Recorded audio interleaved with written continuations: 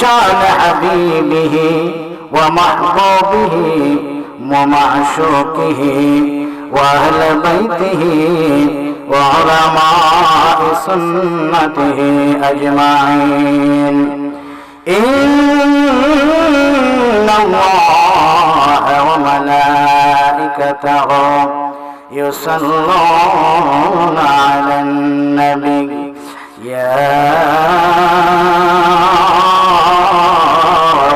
أيها الذين آمنوا صلوا عليه وسلموا تسليما اللهم صل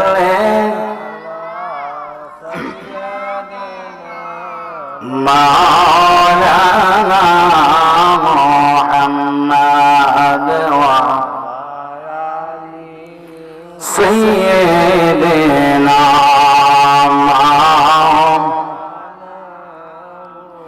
জবান খুলে পড়ে আল্লাহুম্মা সাল্লি সাইয়্যিদিনা মাওলানা মুহাম্মদ ওয়া আলা আলিহি সাইয়্যিদিনা মাওলানা আরশের নিচে সেজদায় পড়ে কান্দেন নবীজি যারে যা মাফ করে দাও মাবুদ আল্লাহ উম্মত আমার গুনাহগার আল্লাহুম্মা সাল্লি মাশাআল্লাহ জবান খুলে মাওলানা মুহাম্মদ ওয়া আলা আলিহি মাওলানা লা ইলাহা ইল্লাল্লাহ লা ইলাহা লা ইলাহা ভালো লাগে লা ইলাহা লা ইলাহা লা ইলাহা ইল্লাল্লাহ মুহাম্মাদুর রাসূলুল্লাহ সাল্লাল্লাহু তাআলা আলাইহি ওয়াসাল্লাম। একটু মহব্বতে জিকির করেন।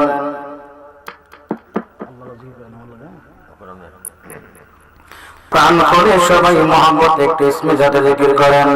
আল্লাহ আল্লাহ আল্লাহ আল্লাহ আল্লাহ আল্লাহ আল্লাহ আল্লাহ আল্লাহ আল্লাহ আল্লাহ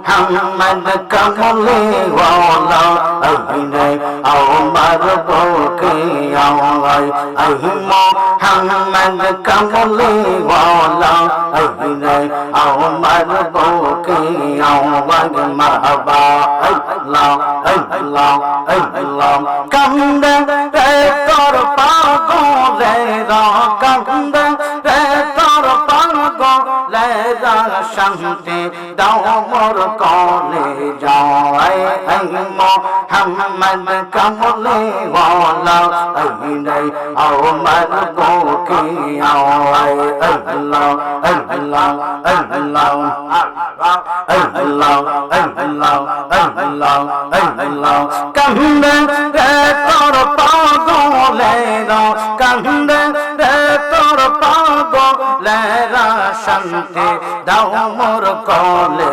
যায় মোহাম্মদ কমলে ওয়ালা আইরে আমার বুকে আওয়াই আল্লাহ আল্লাহ আল্লাহ আল্লাহ ফকির দরবেশ বাদশাহ তোলে তোলে তাশাই ফুলে ফুলের কলে ফকির দরবেশ বাদশাহ ওয়ালি ফকির দরবেশ বাদশাহ ওয়ালি তলে তার সেই ফুলের কলে গলাই লইয়া বিকার জলে গলাই লইয়া বিকার জলে বস করে গাছের তলায় আই মোহাম্মদ কমলি ওয়ালা আই রে আমার বুকে আও আই মারহাবা আই আই লা আই আই লা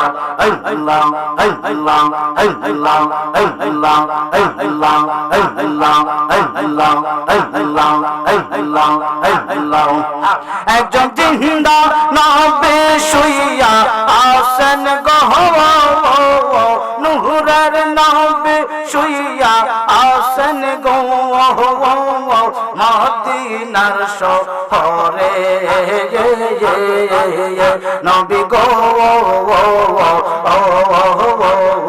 আর কে দেখা হবে জীবনে মারহাবা আল্লাহ আল্লাহ আল্লাহ আপনার জন্য সাজা আছে গো ও নবী সারা দুনিয়া গো নবী ও গো নবী নবী ওলাম্বিয়া মারহাবা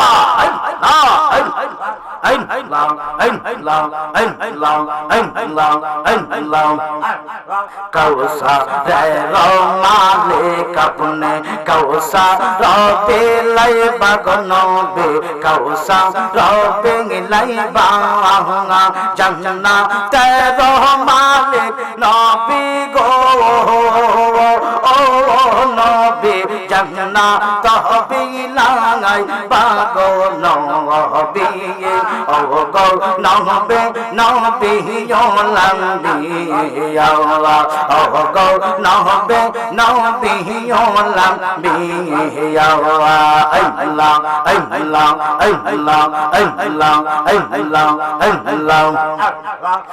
আল্লাহ আল্লাহ আল্লাহ আল্লাহ আল্লাহ লা ইলাহা ইল্লাল্লাহ মুহাম্মাদুর রাসূলুল্লাহ সাল্লাল্লাহু আলাইহি ওয়াসাল্লাম। সকলে আওয়াজ করে বলি আলহামদুলিল্লাহ। হযরত বরপীর আব্দুল কাদের জিলানী রাহমাতুল্লাহ আলাইহির স্মরণে মা বাবা ইসলে সবের উপলক্ষে মকসুদ ও সারা জাহানের মুর্দাবানের উদ্দেশ্যে 38তম বার্ষিক সুন্নি মহাসম্মেলন সম্মানিত সভাপতি জনাব মোহাম্মদ নওয়াজ আলী মেম্বার সাহেব, সাবেক মেম্বার 1 নং ওয়ার্ড 6 নম্বর ইউপি, আজকের সুন্নি মহাসম্মেলনের সম্মানিত প্রধান অতিথি, আন্তর্জাতিক খ্যাতিসম্পন্ন বক্তা, 13টি দেশের ভ্রমণকারী পীর তরিকত রহমানিয়া শরীয়ত হযরতুল আল্লামা মোহাম্মদ খাজা মাহবুবুর রহমান জগৎপুরী সাহেব, জগৎপুর দরবার শরীফ। আজকের মাহফিলের বিশেষ অতিথি সারা বাংলার সৃষ্টিকারী সুমধুর কণ্ঠ অধিকারী হযরত মাওলানা নাজিমউদ্দিন মুখলিসী সাহেব, খতিব সুরমা সাহেববাড়ি কেন্দ্রীয় জামে মসজিদ হবিগঞ্জ। এছাড়া আরো মৌলানা کرام তাশরিফ আনবেন এবং আজকের মাহফিলে আরজ গুজার জনাব মোহাম্মদ ডাক্তার জাফর আলম মুস্তাকিল কাদরী সাহেব। আমার সামনে বামে, পিছনে ডাইনে বামে পর্দানিশী মা বোনেরা সহ আমি আবারও সালাম দিচ্ছি, আসসালামু আলাইকুম ওয়া রাহমাতুল্লাহি ওয়া বারাকাতুহু। ওয়া আলাইকুম সালাম ওয়া রাহমাতুল্লাহ। সর্বপ্রথম আমরা মাওলা আল্লাহ পাকের দরবারে শুকরিয়া আদায় করি যে আল্লাহ আপনাকে আমাকে অসংখ্য খারাপ কাজ থেকে বিরত রেখে অসুখ বিসুখ থেকে বিপদ আপদ থেকে রক্ষা করে আজকে জান্নাতের বাগানে আসার বসার সুযোগ দান করেছেন। সকলে একবার আওয়াজ করে আলহামদুলিল্লাহ।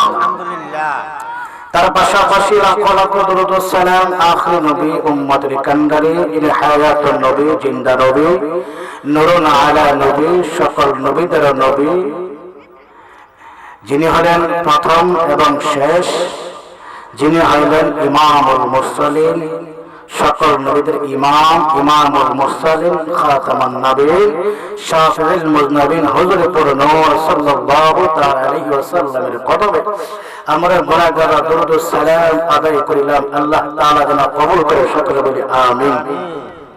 সম্মানিত হাজিরিন, সময় অল্প, এটার ভিতরে আমার আলোচনা শেষ করতে হবে, যার জন্য জিকির লম্বা করলাম না, অন্যদিকে গেলাম না। হুজুরা চলে আসতে আছে, আমি এলাকার মানুষ, আমি শুধু এখানে এসেছি মসজিদ কাবলা মোহাম্মদ খাদাম আবুর রহমান জগতুল ইসলামের দোয়ানের জন্য। আসলে আমরা বক্তারা যে ওয়াজ কর্ম আল্লাহ তাআলা দরবারে আমরা শুকরিয়া আদায় করি যে আল্লাহ তাআলা আপনাকে, আমাকে আজকের মাহফিলকে বসার এবং আসার এবং আমাকে কথা বলার, আপনাদেরকে কথা শোনার সুযোগ করেছেন। আবার বলি আলহামদুলিল্লাহ। আপনারা আওয়াজ করে বলেন তো, জবানের মালিককে, আর একটু জোরে বলেন হায়াতের মালিককে, মউতের মালিককে, রিজিকের মালিককে। আপনি আমি কি আমরা বলতে পারি বুকে হাত দিয়ে যে হুজুর এই মাহফিল থেকে মাহফিল শেষ করে আমরা বাড়িতে যাইতে পারবো, এরকম কি গ্যারান্টি দিতে পারবেন? আছে কেউ? নাই। তাহলে আজকের মাহফিলের মধ্যে জীবনের শেষ মাহফিল মনে করবেন যে আমার পিছে আজরাইল মনে হয় দাঁড়ায় আছে, মনে করবেন যে আমার সুবহানাল্লাহ মনে হয় শেষ হয়ে যেতে পারে, মনে করবেন যে আজকে আলহামদুলিল্লাহ বলার মনে হয় শেষ হয়ে যেতে পারে। এই জন্য বলতেছে এক কবি যে রাত্রে ঘুমাইলে তোমার ঘুম ভাঙলে সকাল, না ভাঙলে পরকাল, আর কখনো তোমার চোখ খুলবে না, চোখ খোলার সুযোগ পাইবে না। এই জন্য জান্নাতের বাগানে আসার একটাই কারণ, আপনার আমার জীবনের গুনাহগুলি আল্লাহ মাফ করতে। কথা বলেন ঠিক কিনা? আমার বাবারা, বন্ধুরা, আমি সরাসরি ভূমিকার মধ্যে চলে গেলাম। যারা এখন রাস্তাঘাটে দোকান করে বসে আছেন, মেহরবানি করে ফ্যান্ডেলে বসে যান। দেখেন আল্লাহ পাক রব্বুল আলামিন পবিত্র কোরআন কারীমের মধ্যে সূরা বাকারা প্রথমে আল্লাহ ওয়াজ করেন, বিসমিল্লাহির রহমানির রহিম,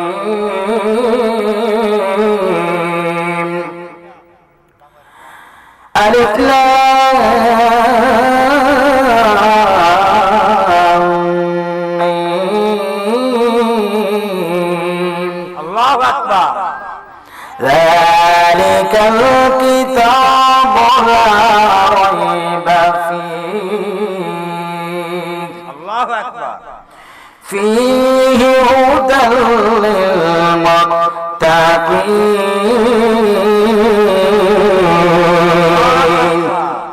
জোরে বলেন ঘোষণা কার? আর জবান করে বলে কার? আল্লাহ। আল্লাহ বলেন আলিফ লাম মিম। এখানে তিনটা হরফ। আল্লাহ রাসূল সাল্লাল্লাহু আলাইহি ওয়াসাল্লাম বলেন যে আমার কোন উম্মত যদি পবিত্র কালামুল্লাহ শরীফ থেকে একটা হরফ তেলাওয়াত করে, কয়টা? একটা হরফ যদি আমার কোন উম্মত তেলাওয়াত করে, আমার আল্লাহ তাআলা আমলনামায় 10টি নেকি দান করবে। সুবহানাল্লাহ। সুবহানাল্লাহ, একটু জোরে করেন না। সুবহানাল্লাহ। কয়টি নেকি দান করবে? 10টি নেকি দান করবে। এখন আলিফের মধ্যে 10টা আপনার নেকি পাইলেন, মিমের মধ্যে, লামের মধ্যে 10টি পাইলেন, মিমের মধ্যে 10টি পাইলেন। তিনটা হরফ আপনি তেলাওয়াত করেছেন, 30টা নেকি আপনি পেয়েছেন। আমরা খুশি না দাদা? এজন্য কোরআন তেলাওয়াত করবেন, নেকি পাবেন। কোরআন তেলাওয়াত যিনি করেন উনিও নেকি পান, যিনি শ্রবণ করেন তিনিও নেকি পান। জোরে কোন সুবহানাল্লাহ। আল্লাহ বলেন আলিফ লাম মিম। আল্লাহু আকবার। আলিফ লাম মিম, এটার অর্থ কেউ বলতে পারে না, কোন মুফাসসির কেরাম বলতে পারে না, কোন তাফসীর কারক বলতে পারে না। কারণ এই আলিফ লাম মিম অর্থ একমাত্র আমরা মাওলাই জানে এবং আল্লাহর রাসূলই জানে। যেরকম সুবহানাল্লাহ।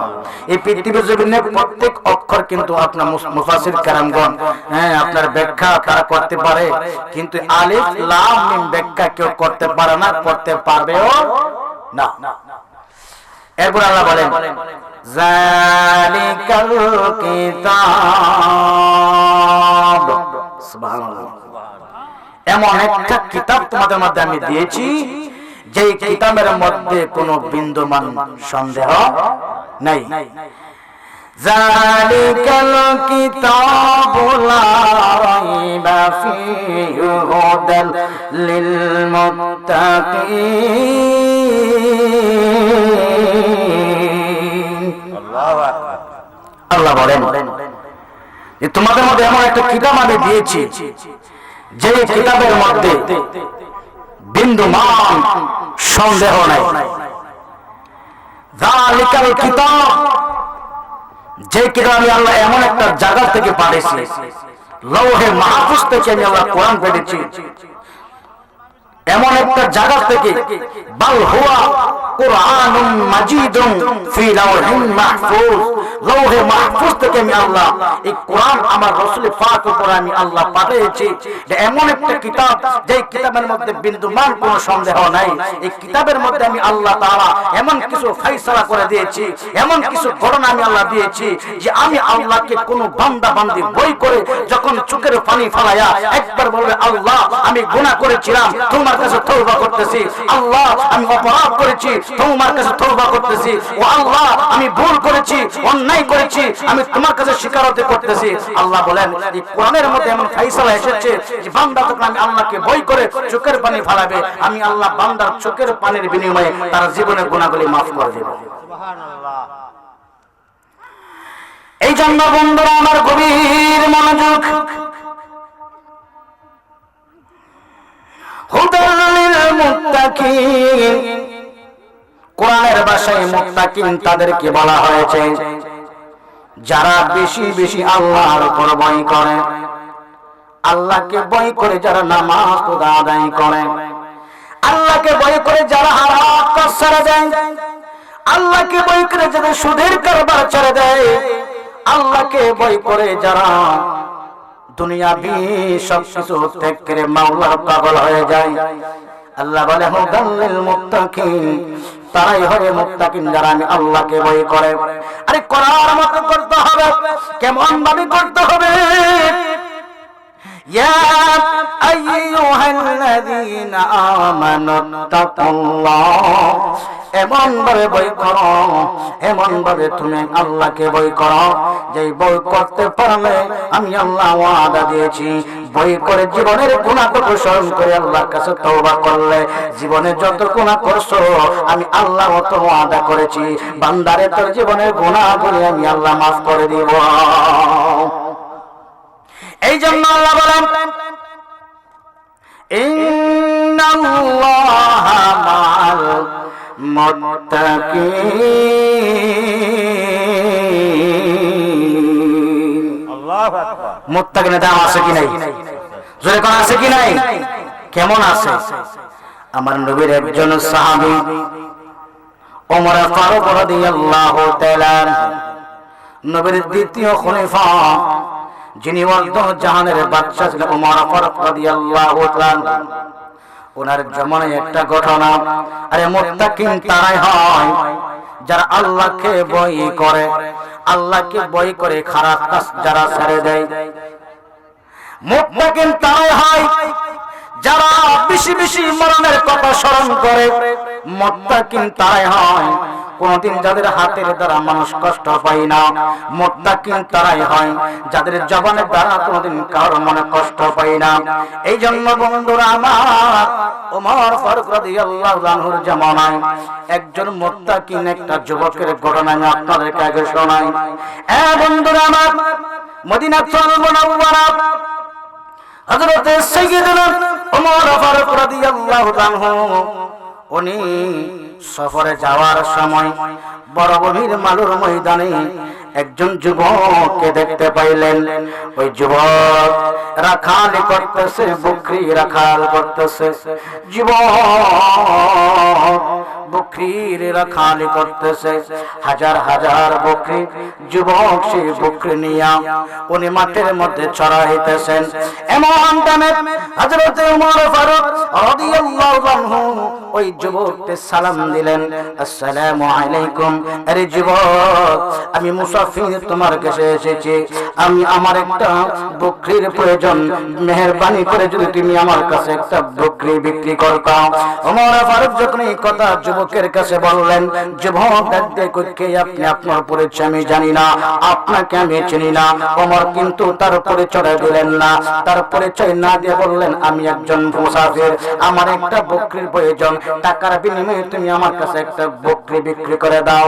আরে ওমর ওই যুবকের মন পরীক্ষা করতেছে, ঈমান পরীক্ষা করতেছে, মুত্তাকিন কারা হবে, ঈমানদার কারা হবে। ওমর ওই যুবকের ঈমানটাকে পরীক্ষা করতেছেন, বলে যুবক রে, একটা বকরি আমার কাছে বিক্রি করে দাও।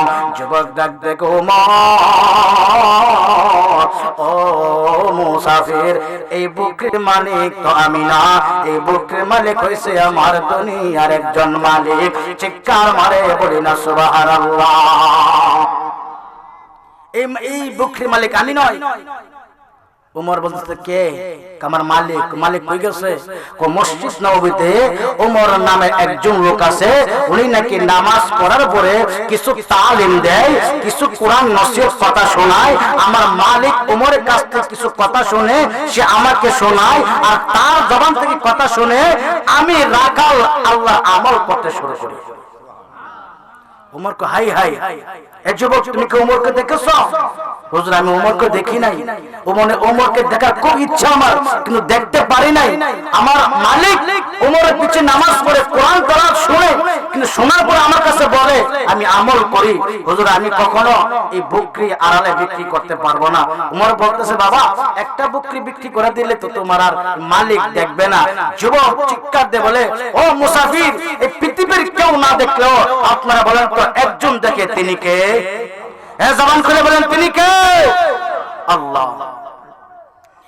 এই যুবক যখন আল্লাহর কথা বলছে, আরে মুসাফির, পৃথিবীর কেউ না দেখলো একজন আছে, তিনি হচ্ছে আমার আল্লাহ।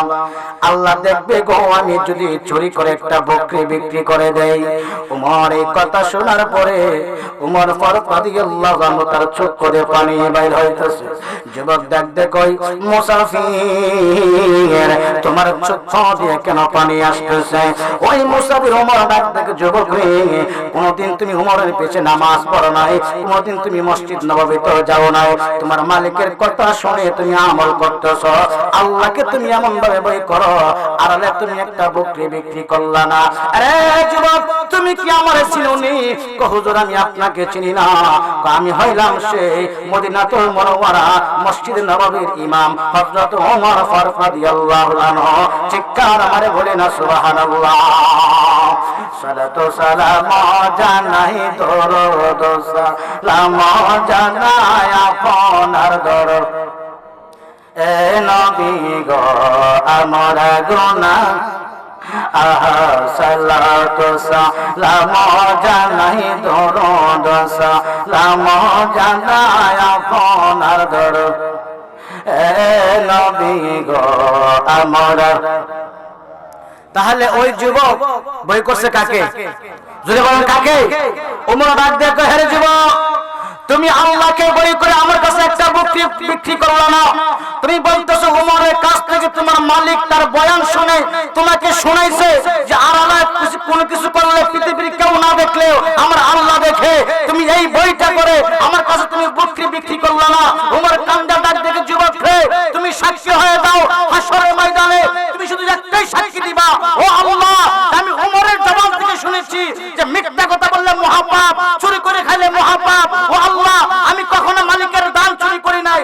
আল্লাহ, আমি কখনো মালিকের মাল চুরি করে খাই নাই। ওমর বলতেছে, যুবক ওই দিন একটা সাক্ষী দিলে আমি ওমরের জীবনটা সার্থক হয়ে যাবে।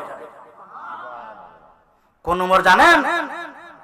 তিনি মুকসুদপুরের নেতা নয়, তিনি হবিগঞ্জের নেতা নয়, তিনি ওয়াক্ত জাহানের বাদশা ছিলেন। তিনি কেমন নেতা ছিলেন, তার আদর্শ কেমন ছিলেন, তার মানবতা কেমন ছিলেন, তার ব্যবহার কেমন ছিলেন, একটু বুঝেন, আমরা তো বাংলাদেশের নেতা হইলে মানুষকে মানুষ মনে করি না, মেম্বার হইলে মানুষকে মানুষ মনে করি না, চেয়ারম্যান হইলে মানুষকে মানুষ মনে করি নাই। আর যিনি দুজাহানের বাদশা ছিলেন, রাহমাতুল আলামিন, আমার নবীর আদর্শ কেমন ছিলেন? জোরে কন্না সুবহানাল্লাহ। বলতেছিলাম শুধু বয়ের কথা বাবারা, সে ওমরের জমানায় উনি বাদশা, অর্ধ জাহানের বাদশা, দিনের বেলা আল্লাহ পাকের ইবাদত করে, রাত্রে বেলা তালাশ করে দেখে কোন ঘরের মধ্যে খাবার নাকি নাই, কোন ঘরের মধ্যে অশান্তি আছে, কোন ঘরের মধ্যে ঝামেলা আছে। হঠাৎ একদিন ওমর রাত্রে বেলা যাইতে যাইতে একটা বাড়ির কাছে গেলেন।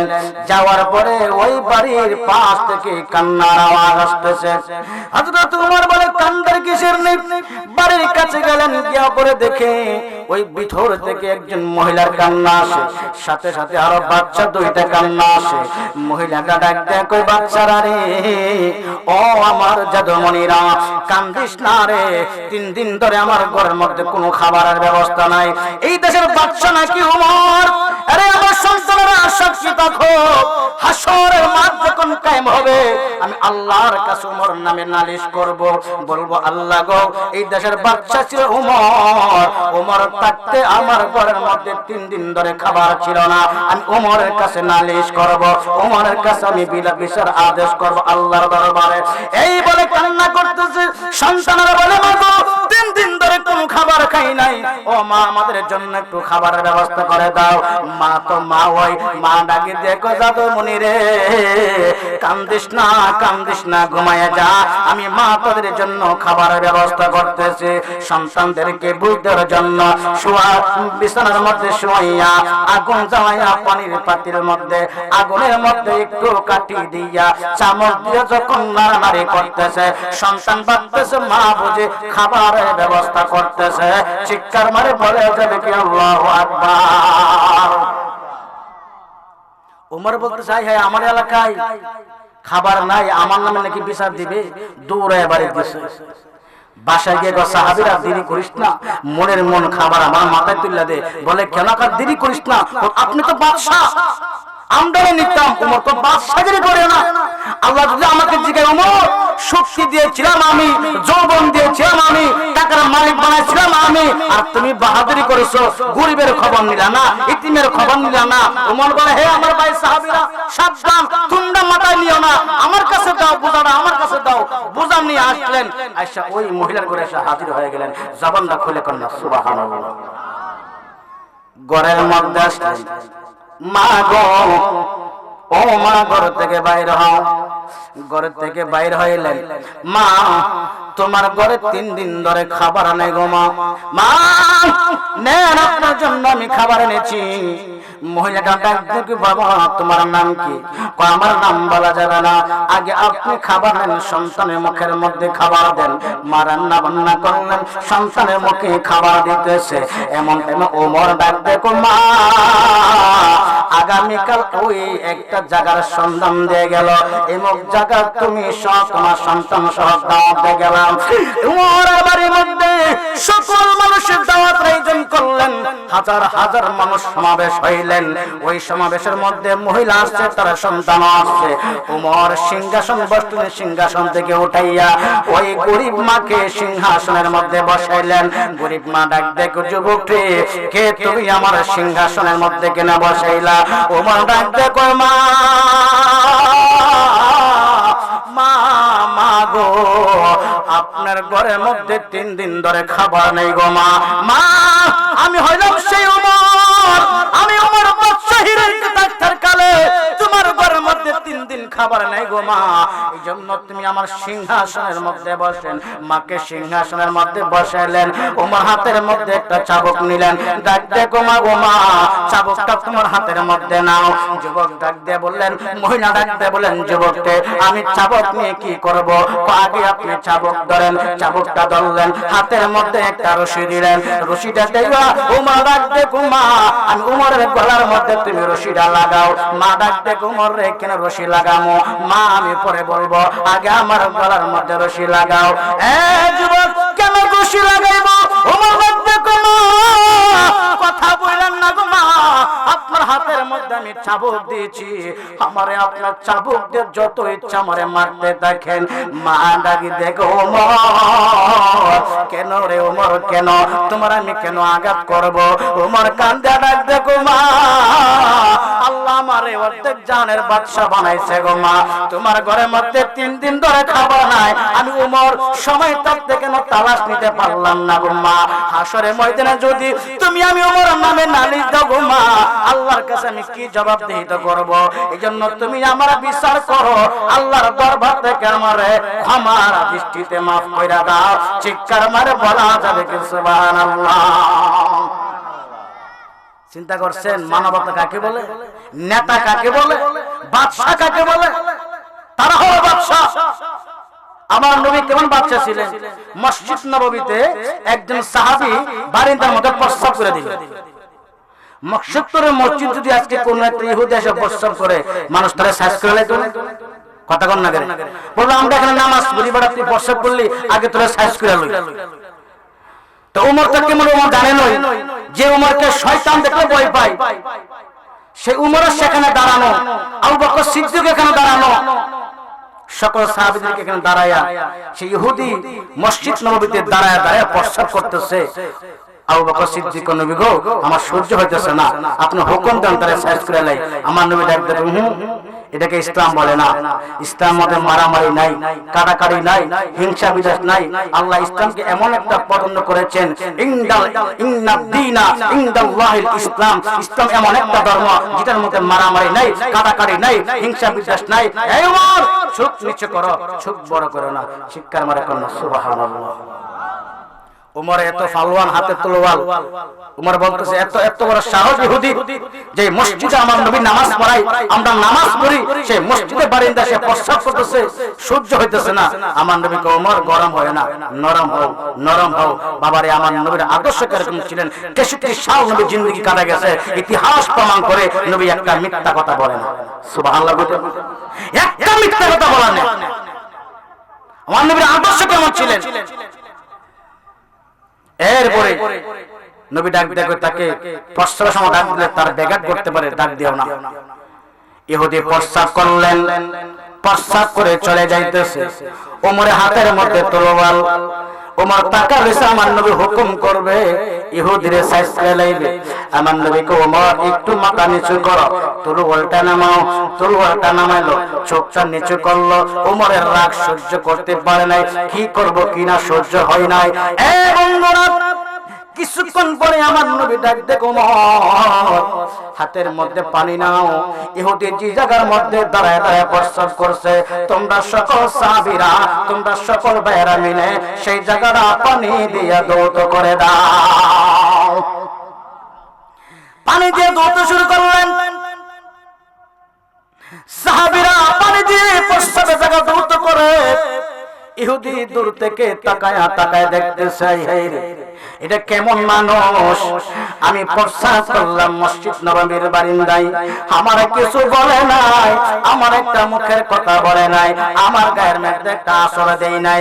কেমন নবী রে, কেমন নবী, কেমন মানুষ আমার আর বুঝতে বাকি নাই। যেই নবী আমাকে গালি দিল না, আমি প্রস্রাব করার বদলে সাহাবাদেরকে নিয়া উনি প্রস্রাবের জায়গাটা পরিষ্কার করতেছে।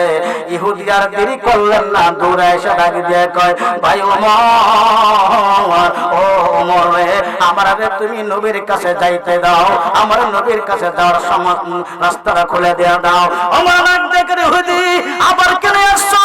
এমনিতে আমার রাগ শুনলে দূরে যাও, রাগ আমাকে উঠায়ও না। ইহুদি ডাক দেখো, ওমর আর রাগ দেখায়ও না, নবীর সন্ধান আমার দিয়ে দাও। নবীর কাছে গিয়া ইহুদি পা মোবারকের মধ্যে পড়ে বলে, ইয়া রাসূলুল্লাহ, নবী গো, যা করছি ভুল করছি গো নবী। আরে যেই নবীর আদর্শ এত সুন্দর, প্রস্রাব করলে তিনি গালি দেয় না, প্রস্রাব করলে তিনি একবার মুখের কথা, মুখের ভাষা খারাপ করে না। এই নবী তো অসাধারণ নবী, সাধারণ নবী না, অসাধারণ নবী। নবী ঘর দেরি করেন না, আমারে পড়ে দেন কালিমা লা ইলাহা ইল্লাল্লাহু মুহাম্মাদুর রাসূলুল্লাহ সাল্লাল্লাহু আলাইহি ওয়াসাল্লাম। জোরে কোন আল্লাহু আকবার। এটা হলো নবীর আদর্শ, সাহাবীদের আদর্শ। আজকে আমরা আদর্শ কোথায় গেল? আমাদের মানবতা কোথায় গেল? মানুষকে মানুষ খুন করে। কিন্তু আল্লাহ সূরা বাকারা বলতেছে ওয়াল ফিতনাতু আকবার মিনাল কতল।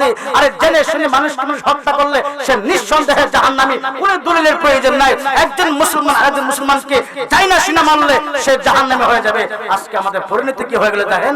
রাস্তাঘাটে ওপেন মানুষকে মানুষ খুন করতেছে, মানুষকে মানুষ মারতেছে। এটা কিয়ামতের আলামত। রাসূল বলে গেছে যখন দেখবা ওই পৃথিবীর জমিনের মধ্যে কিছু কিয়ামত, কিছু আলামত দেখবা, যে আলামত হলো ছোট আলামত। আলামত হবে দুই প্রকার, একটা কিয়ামতের কুবরা, একটা কিয়ামতের সুগরা। কুবরা হবে বড়, সুগরা হবে ছোট।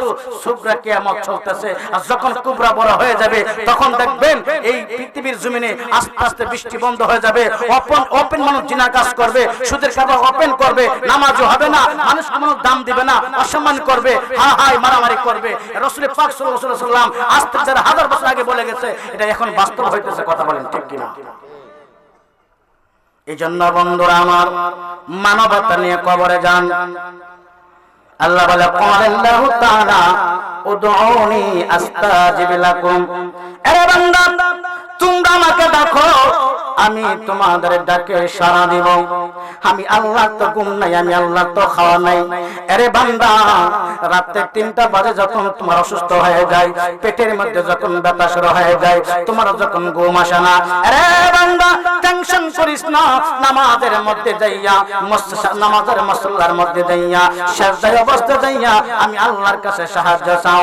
আল্লাহ বলতেছে 2টা জিনিসের মাধ্যমে আমি আল্লাহর কাছে সাহায্য চাও। নাম্বার 1, ইয়া আইয়ুহাল্লাযীনা আমানু ইসতাঈনু বিস-সাবরি ওয়াস-সালাহ।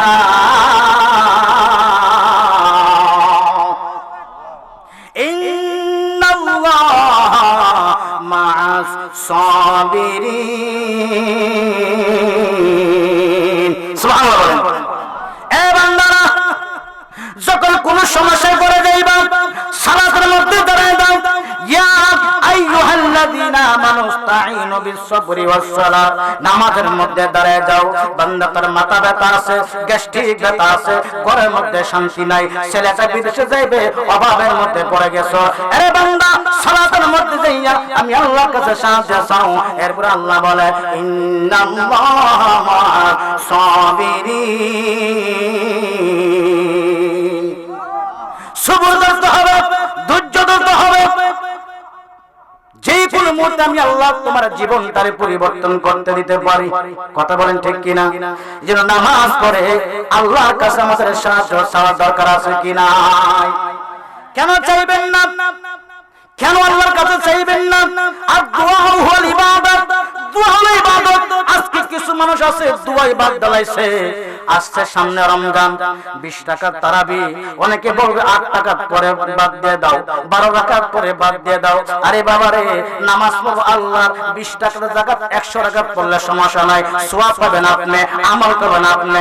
20 যাকাত কেন মাইনাস করতেছেন? বুঝতে হবে তার হবে ইহুদিদের দ্বারা কোনো সন্দেহ নাই। কথা বলেন ঠিক কিনা? আসতেছে সামনে রমজান। এই জন্য বাবারা আমার, আল্লাহর কাছে চাইবেন, যে কোন মুহূর্তে আপনার আল্লাহ পরিবর্তন করে দিতে পারে। এই জন্য মুত্তাকিন বান্দা কারা, যেই প্রথম আলোচনা করেছিলাম সেই আলোচনা আবার ফিরে যাব। মুত্তাকিন বান্দা তারা, আপনি কি দিয়ে খাইছেন তারা বলতে পারে, আপনি কখন কোন জায়গায় যাইছেন তারা বলতে পারে, এখন কোন জায়গায় আছেন তারা বলতে পারে। আমার কথা না, হুজুরদের কথা না, আপনাদের কথা না, আল্লাহর কুরআন। আল্লাহ বলে ওয়াকালিমানু ফাসায়ারাল্লাহু আমালাকুম ওয়া রাসূলুহু ওয়াল মুমিনুন।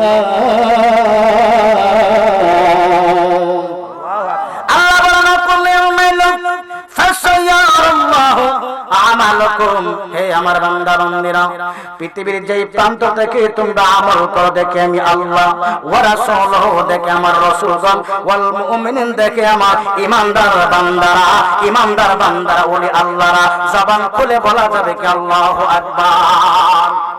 কেমন ভাবে দেখেন, একটা ঘটনা মনে হইছে। আমার বন্ধুরা, একজন মুসাফির আল্লাহর ওলি ঈমানদার মুত্তাকিন বান্দা মকসদপুর সফর আইছে, 3 দিন হয়ে গেল। উনি প্রথম দিন সফর আসার পরে ধরেন মকসুদপুর একজন যিনি সারাদিন কাঠ কেটে কাঠ মিস্ত্রি করে, হাজার হাজার মুসল্লি প্রত্যেক দিন মসজিদে নামাজ পড়তে যায়। সন্ধ্যা হয়ে গেল, নামাজ পড়লো, এশারে নামাজ পড়ে যার যার ভাবে সকল মুসল্লি বাড়িতে চলে গেল। একজন লোক ছিল, তিনি হইলেন কাঠ মিস্ত্রি, অনেক গরিব ছিলেন, তার ঘর বাড়ি ছিলেন না, ছোট্ট একটা কুড়ের ঘরে ছিলেন। উনি ছিলেন, ওনার স্ত্রী, ওনার একটা সন্তান ছিলেন। বন্ধুরে আমার, ওই কাঠুরি সারা নামাজের পরে দেখতেছে মসজিদের মধ্যে একজন মুসাফির আল্লাহর ওলি বসা। জিজ্ঞাসা করল, আল্লাহর ওলি গো, আপনার বাড়ি কোথায়, কোথায় থেকে আসলেন? আমার বাড়ি এমক জায়গায় কেন আসলেন? আমি মুসাফির এসেছি। হুজুর, আপনাদেরকে মুখের মধ্যে কেউ খাবার দিছেনি? বলে, আমাকে কেউ জিজ্ঞাসা করে নাই, খাবার দেয় নাই। কাটুরি আর বুঝতে বাকি নাই, মুসাফির মুখের মধ্যে খাবার নাই, দৌড়াইয়া বাড়ির মধ্যে চলে গেল। ডাকে দিয়া কই, বিবি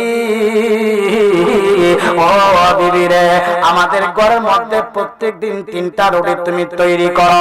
সারাদিন পরিশ্রম করে আমি যে 3টা রুটি ইনকাম করে, এই 3টা রুটি থেকে একটা ভাগের রুটি আমারে দিয়া দাও।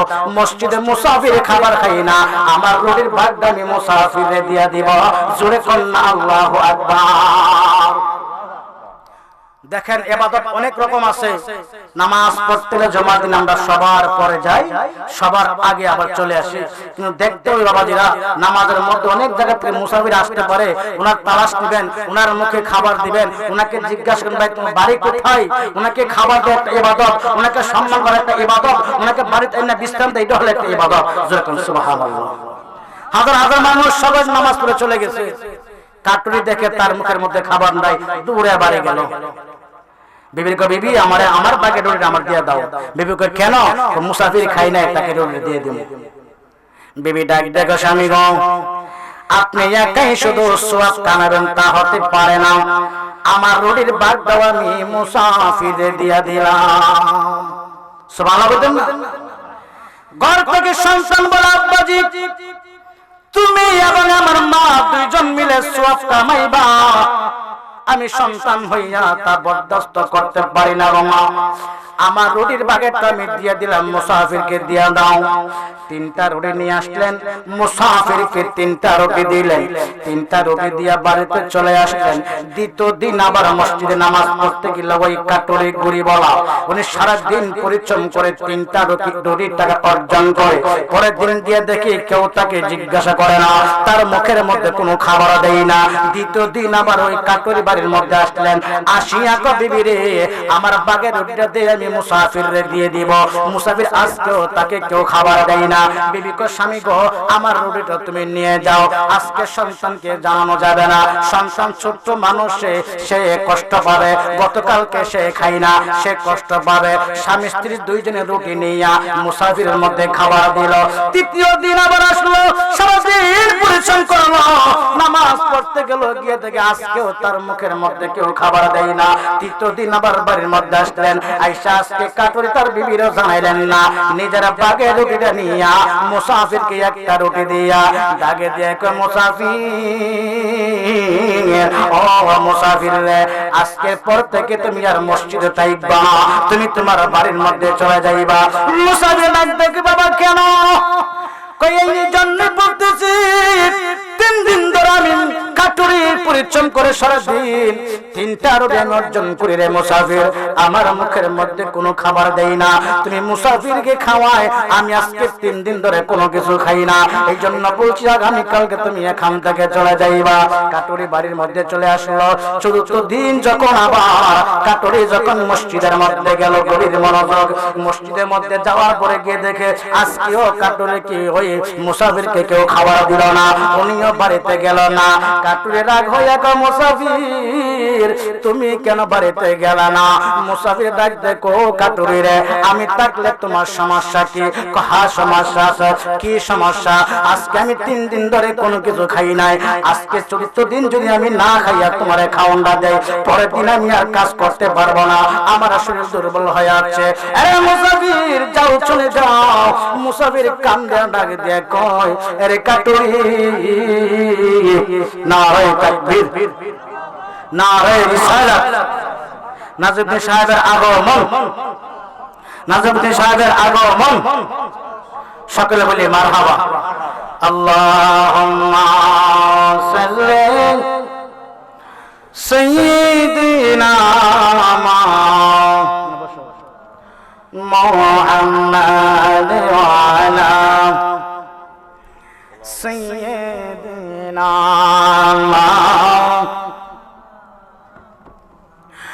নবী গো আপনার ভালোবাসায় আল্লাহর ওয়ালি হওয়া যায়। নবী গো আপনার ভালোবাসায় আল্লাহর দিদার পাওয়া যায়। আল্লাহুম্মা সাল্লি, জামা করে সবাই, মাওলানা ওয়ালা আলি মাওলানা। হুজুর আয়েশা গেছে, হুজুরকে বসে ওয়াজ করা বেয়াদবি। যাই হোক, আমি সংক্ষেপে আলোচনা গুছাই ফেলি হুজুরকে অনুমতি নিয়ে। তো যেটা বলতেছিলাম যে মুত্তাকিন বান্দা, ওলি আল্লাহর ইমানদাররা, আপনি এখানে বসা আছেন, যার সামনে আজকের মাহফিল হুজুর বড় পীর আব্দুল কাদের রহমাতুল্লাহ আলাইহির সামনে মাহফিল।